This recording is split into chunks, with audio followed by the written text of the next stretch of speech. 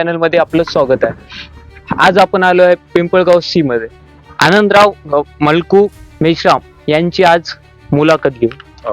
आनंदराव मलकू मेश्राम, राहणार पिंपळगावशी. मी या गावात बरेच दिवसापासून हे कोणते म्हणजे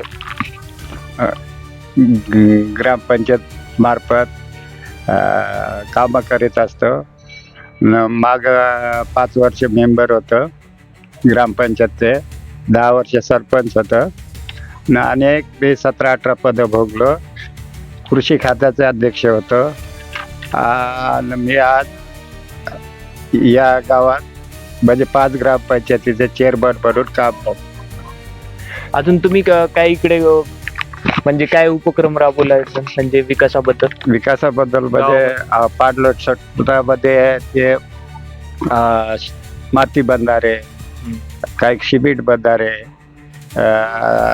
आणखी ते दगडाचे बांध, असे बरेच कामं. आता लोकांसाठी आता आमचं इलेक्शन चालू आहे. त्या ठिकाणी मी पोटनिवडणुकीला सरपंच म्हणून मध्ये उभा असतो.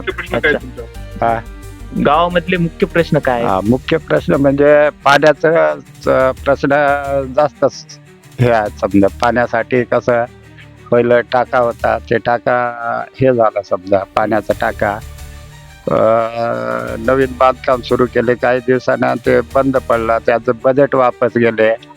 आता गावात खूप समस्या खूप आहेत, पण आता कसं तर निभवा लागलं. समजा शिशी रोड हे नाही त्या गावात, म्हणजे जाग्याचा अपुऱ्यामुळे कोणत्याही फंडातून कोणते सभागृह असेल किंवा समाज मंदिर असेल किंवा एखादा जिल्हा परिषद शाळेचं बिल्डिंग असेल, ते म्हणजे आमच्या इथं जाग्याचं लई प्रॉब्लेम आहे. कोणी दान देणारे नाही.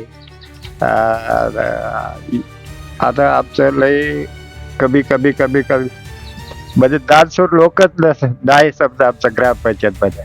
तर आम्हाला मतदान केलं तर आम्ही म्हणजे गावाचं सगळ्या कोणत्या कामाचं असेल, काही असेल, लोकांच्या अडचणी असेल, त्यांच्यासाठी आम्ही सेवा करतो.